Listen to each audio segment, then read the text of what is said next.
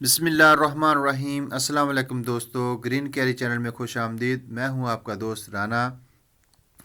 दोस्तों, ये mother thousand का एक प्लांट है और बहुत ही खूबसूरत किस्म का ये पौधा है। इसके पत्ते जो हैं बहुत ही ग्रीन हैं और बुशी से हैं। इसकी हेल्थ जो है वो इंतहाई सर्दी में भी बहुत अच्छी है।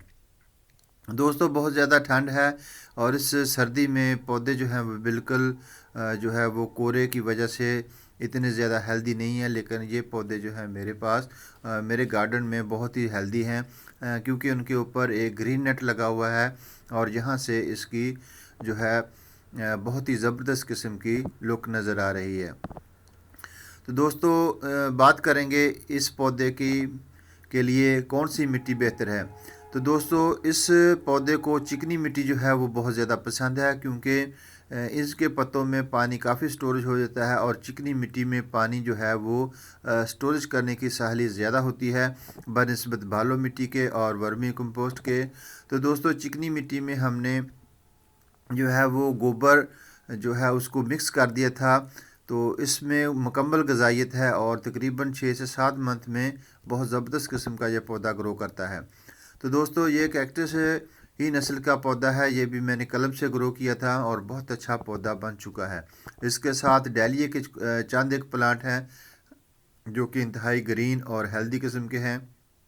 इसके साथ सनानेरिया की हैं दो तीन वैरायटी में है। इसके पत्ते जो हैं वो काफ़ी बड़े बड़े हो रहे हैं और हेल्दी हैं।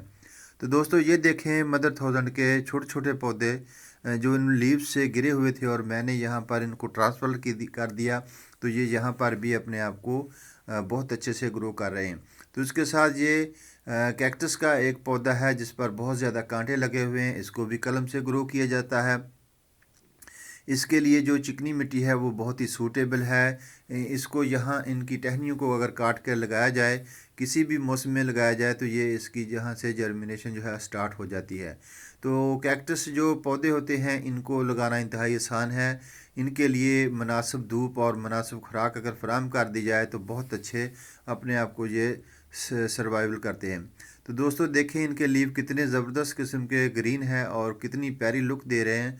तो गार्डन में इन पौधों को ज़रूर जगह दें। इससे ये होगा कि आपके गार्डन में बहुत ज़्यादा खूबसूरती आएगी और सदाबहार पौधे लगे रहेंगे। तो दोस्तों, ये अपने आप को कहाँ से ट्रांसप्लांट करता है, कहाँ से इसके पौधे की जर्मिनेशन होती है। तो इन पत्तों ही में जो है नए पौधे, नन्हे नन्हे से पौधे जो हैं वो जर्मिनेशन हो जाते हैं और जैसे ये पौधे 8 से 10 दिन के होते हैं तो इन पत्ते से वो पौधा गिर के नीचे आ जाता है और वहाँ से फिर नया पौधा स्टार्ट हो जाता है। इस पौधे को फूल नहीं लगते, बीज नहीं लगते, ना ही ये जड़ से नई रूट्स निकालता है और नए पौधे नहीं निकालता। तो इनका तमाम जो दारोमदार है अपनी नई नस्ल को आगे बढ़ाने के लिए तो पत्तों ही से है। तो दोस्तों, मेरे पास बिल्कुल छोटे छोटे प्लांट थे, जैसे डेट्स के प्लांट हों, खजूर के प्लांट हों, ऐसे इनके लीव हैं। दूर से देखने से ये बहुत ही खूबसूरत किस्म का पौधा लगता है। इंडोर आउटडोर दोनों में ये सर्वाइवल कर जाता है। इसको ज़्यादा धूप की ज़रूरत नहीं होती। मुनासिब इसको अगर नमी मिले, मुनासिब पानी मिले तो ये अपने आप को काफ़ी अरसे तक इसी तरह रखता है। तो दोस्तों, ये सनानेरिया का पौधा है। इसके पत्ते काफ़ी बड़े हैं। और अब आपको ले चलते हैं खुशी गार्डन में, जहाँ पर ये मदर थाउजेंड का मेन पौधा है, जहाँ से हमने इन पौधों को लिया और अपने गार्डन में जगह दी।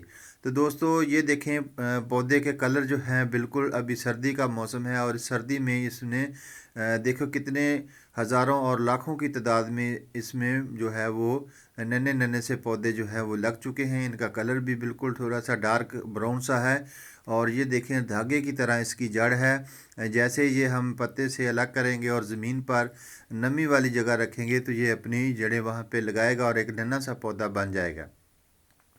तो दोस्तों, देखें ये खुशी गार्डनिंग में है और हैंगी बास्केट में लगाया हुआ है और इस पर हज़ारों की तादाद में अगर कहें तो ये बेजा ना होगा। तो इसका कलर भी चेंज हो चुका है। इसकी वजह यही है कि इसको मुनासिब पानी नहीं मिला और इसी सर्दी में ये अपने आप को सर्वाइवल कर रहा है और अपने नई नस्ल को जर्मिनेशन जन्म दे रहा है।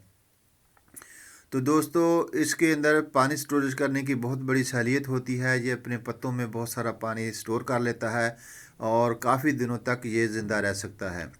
तो ये था मदर थाउजेंड का मेन पौधा। उम्मीद है कि आप लोगों को ये वीडियो बहुत अच्छी लगी होगी, काफ़ी सारी इन्फॉर्मेशन मिली होगी।